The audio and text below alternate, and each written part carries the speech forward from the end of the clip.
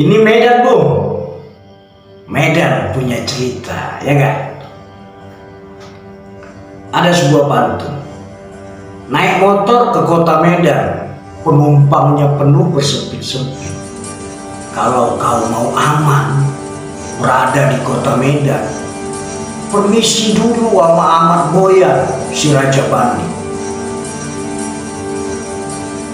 Sahabat, kita akan menceritakan kisah tentang si Raja Bandi yang bernama Ahmad Boyan, yang melaksanakan kegiatan perampokan di kota Medan di awal kemerdekaan negara Republik Indonesia. Tanggal 17 Agustus tahun 1945, Soekarno dan Hatta memproklamirkan kemerdekaan Indonesia. Negara yang baru lahir ini belum memiliki alat kelengkapan dalam mengelola negara yang terbentang luas dari Sabang hingga Merauke. Kota Medan yang masa itu secara beramai-ramai didatangi oleh para bandit dari berbagai wilayah, sehingga keamanan dan ketentraman masyarakat Medan menjadi kacau balau. Ada banyak bandit yang beroperasi di sana. Ada banyak rampok yang memanfaatkan kondisi yang serba belum menentu tersebut. Dari sekian banyak preman yang turun gunung di kota Medan pada masa awal kemerdekaan, terdapat seorang lelaki yang tubuhnya kurus ceking. Tapi jangan salah, ia lelaki tanpa tanding. Meskipun tubuhnya kurus dan ceking, namun kekuatannya maha dahsyat. Belum ada seorang pun preman di kota Medan yang mampu mengalahkannya. Ia bernama Ahmad. Cukup singkat namanya, Ahmad. Ahmad berasal dari kampung Boyan yang terletak di Jalan Amaliun Medan. Mungkin karena banyaknya nama Ahmad di kota Medan pada ketika itu, kemudian sahabat-sahabatnya memberinya nama baru, yaitu Ahmad Boyan, yang kemudian terkenal menjadi Raja Bandit kota Medan. Ahmad Boyan bukanlah pendatang baru dalam dunia kejahatan di kota Medan. Ia telah berkiprah sejak zaman Jepang. Berulang kali rumah orang-orang Jepang di kota Medan ia santroni dan ia rampok habis-habisan. Kondisi ini membuat marah orang Jepang. Berulang kali Ahmad Boyan mereka intai untuk ditangkap, namun selalu saja lolos. Entah ilmu apa yang dipakai oleh Ahmad Boyan ketika itu. Tidak hanya orang Jepang, Ahmad Boyan juga sangat senang menyantroni rumah-rumah etnis Tionghoa. Orang-orang Cina atau orang-orang Tionghoa di kota Medan umumnya pedagang. Mereka adalah toke-toke yang memiliki setumpukan uang. Nah, ini menjadi incaran Ahmad Boyan. Saking seringnya Ahmad Boyan merampok toko Cina dan toke-toke yang ada di kota Medan, membuat masyarakat etnis Tionghoa di sana menjadi resah. Mereka mulai mengadu kepada polisi Jepang. Kemudian dilakukanlah sebuah upaya untuk menangkap Ahmad Boyan. Polisi mulai mengatur strategi. Polisi mulai memasang jebakan, umpan pun dipasang. Tidak menyadari dirinya telah menjadi incaran polisi, Ahmad Boyan kembali melakukan aksinya. Naas bagi Ahmad Boyan, umpan itu ia makan. dan kemudian ia ditangkap. Dalam penangkapan tersebut, Ahmad Boyan diboyong dan dimasukkan dalam penjara di wilayah Pematang Siantar. Ahmad Boyan bukan penjahat kacangan. Ia tak perlu lama-lama dalam penjara.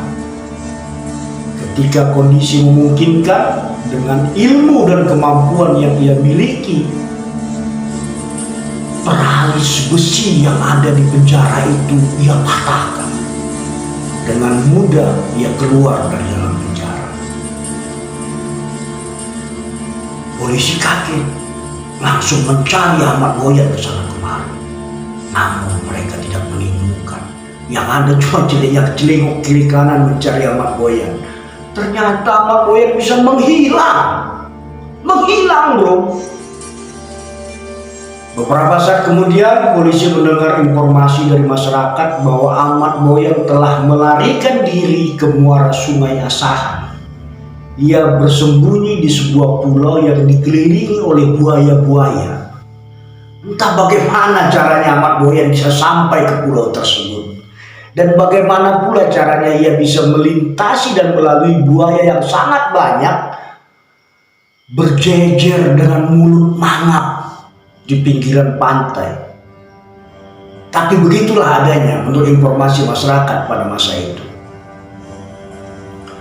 Mendengar Ahmad Boyan berada di Pulau Buaya, polisi mendatangi wilayah yang mereka maksudkan. Sesampai di Pulau Buaya, polisi lagi-lagi harus menelan kekecewaan. Ternyata Ahmad Boyan telah mengetahui bahwa polisi mencarinya sampai ke Pulau Buaya dan ia segera melarikan diri. Yang ada polisinya celingak-celinguk lagi, nggak ketemu dengan Ahmad Boyan. Berita tentang lolosnya Ahmad Boyan dari penjara di Pematang Siantar dan informasi tentang lolosnya penangkapan Ahmad Boyan dari Pulau Buaya segera menjadi konsumsi masyarakat. Kedai-kedai tua di kota Medan hangat membicarakan kehebatan Ahmad Boyan. Masing-masing peserta diskusi dalam kedai tua itu mulai membumbui cerita dengan berbagai hal yang fantastis. Di masyarakat Medan kala itu berkembang berita bahwa Ahmad Boyan memiliki kekuatan gaib karena ia bergaul dengan setan. Salah seorang menjelaskan itulah sebabnya maka Ahmad Boyan tubuhnya tak pernah gemuk. Karena ia bergaul dengan setan, maka ia terlihat kurus dan cekik. Tapi tenaganya maha dahsyat karena ia dibantu oleh sekelompok setan yang begitu setia dengan dirinya. Pada November tahun 1945, Ahmad Boyan kembali melakukan aksinya, merampok dan mencuri dari rumah-rumah orang Tionghoa. Ia menyasar tiap-tiap rumah yang dianggapnya milik kaum berduit. Tak sekedar merampok, ia juga memperkosa. Masyarakat Tionghoa benar-benar resah. Bahkan sebagian dari etnis Tionghoa di kala itu terpaksa mengungsi untuk menyelamatkan diri. Kondisi di kota Medan di masa revolusi benar-benar berantakan, jauh dari rasa aman. Aksi perampokan, penjarahan, copet, begal, pemerkosaan bagai sebuah tontonan yang sudah terbiasa. Orang tak mampu berbuat apa-apa. Yang mereka dapat lakukan adalah menyelamatkan diri agar tidak terkena musibah dari kejahatan tersebut. Melihat kondisi kota Medan yang kacau balau, para petinggi Partai Pemuda Sosialis Indonesia atau Partai Pesindo yang dipimpin oleh Sarwono Sastro Sutardjo tertarik untuk menggunakan dan memanfaatkan para preman tersebut menjadi sebuah kekuatan partai. Rencana mulai diatur. Yang pasti tujuan mereka adalah merekrut para bandit-bandit, para preman-preman untuk dimasukkan dalam struktur organisasi partai agar kekuatan partai menjadi lebih besar. Namun tidak mudah bagi Partai Pesindo untuk membujuk para preman, apalagi membujuk Ahmad Boyan untuk masuk ke dalam struktur partai. Sebagai preman, Ahmad Boyan sudah terbiasa hidup bebas tanpa aturan. Ia tak ingin dikekang, ia tak ingin diatur, ia ingin berbuat apa yang ia ingin perbuat.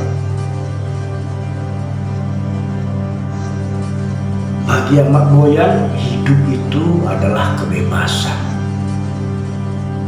Tidak perlu harus diatur seperti orang dalam penjara.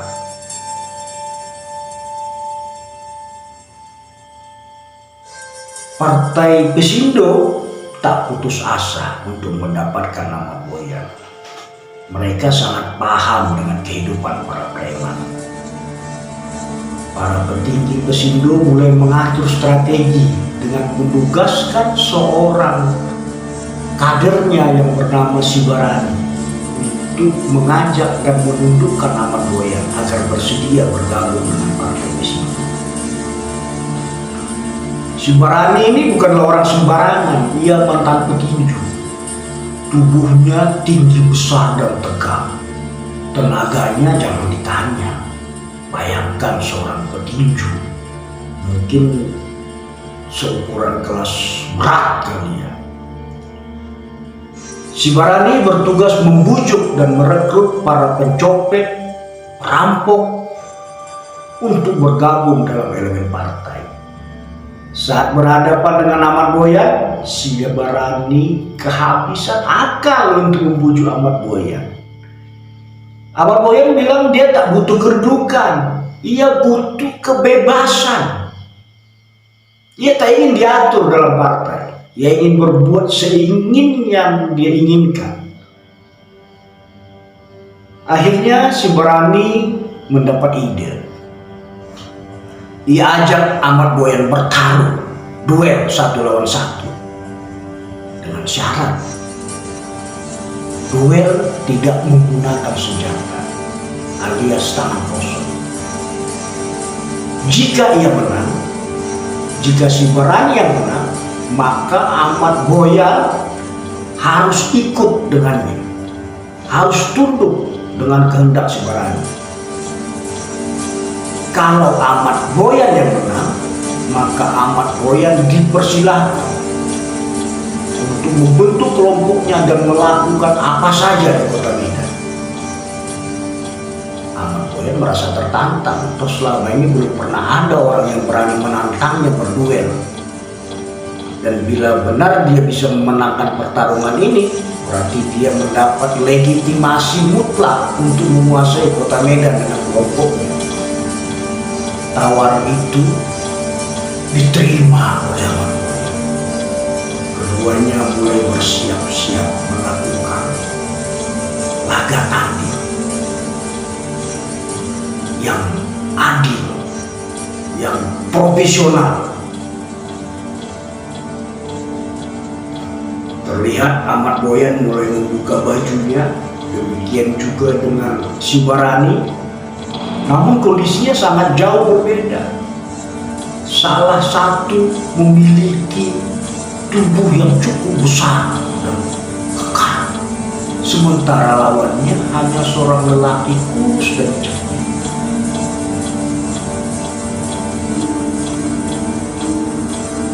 Penonton mulai bersorak-sorak. Pertandingan ini juga disaksikan oleh para petinggi Partai Pesindo. Dimulailah pertarungan. Tapi jangan harap Ahmad Boyan dapat dengan mudah dikalahkan. Pertarungan berlangsung cukup lama. Saling pukul, saling tangkis. Keduanya mulai terlihat lelah. Setelah dalam waktu yang cukup lama pertarungan berlangsung, akhirnya Ahmad Boyan menyerah.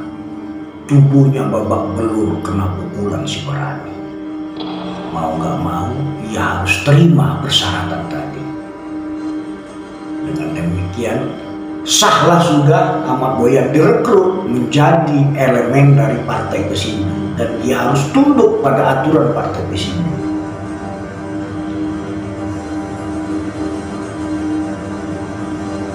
Pada tanggal 1 Desember 1945, Sarwono membentuk unit pasukan Pesindo yang langsung di bawah kendalinya sendiri. Barisan bersenjata ini dia namakan pasukan Cap Kampak. Serem juga, pasukan Cap Kampak. Dalam pasukan ini Ahmad Boyan menjadi anggotanya bersama dengan beragam bandit dan preman kota Medan. Tugas pasukan Cap Kampak adalah mengamankan kota Medan. Jelas ini berbalik dengan kebiasaan mereka. Biasanya mereka mengacak-acak dan mengobrak-abrik kota Medan, namun kini mereka harus mengamankan kota Medan. Tapi mau nggak mau, karena kalah dalam pertarungan, Ahmad Boyan melaksanakan tugas tersebut. Kalau api tetaplah panas, kalau es tetaplah dingin. Nggak mungkin es jadi panas, api jadi dingin. Itulah yang terjadi dengan Ahmad Boyan. Setelah dia menjalani kehidupan dalam Partai Pesindo, naluri kebrutalannya bangkit kembali. Kebiasaan merampok, menjarah, dan memperkosa kembali ia lakukan. Padahal pada saat itu dia sudah menjadi elemen Partai Pesindo. Banyak keluhan dari masyarakat tentang perbuatan Ahmad Boyan dan kelompoknya. Bahkan pasukan Cap Kampak tadi telah berubah menjadi geng kriminal. Geng kriminal yang sulit dikendalikan. Melihat kondisi ini, petinggi Partai Pesindo mulai was-was karena keberadaan Ahmad Boyan dan kelompoknya dalam pasukan Cap Kampak ini akan sangat merugikan Partai Pesindo. Mau nggak mau, mereka harus melakukan sesuatu, menghentikan langkah yang dilakukan Ahmad Boyan. Setelah dihimbau untuk menyerah, namun Ahmad Boyan tidak mengindahkan aturan tersebut. Dia tetap melakukan apa yang ingin dia lakukan, keluar dari aturan yang ditetapkan oleh Partai Pesindo. Tibalah saatnya penumpasan dilakukan. Pada April tahun 1946,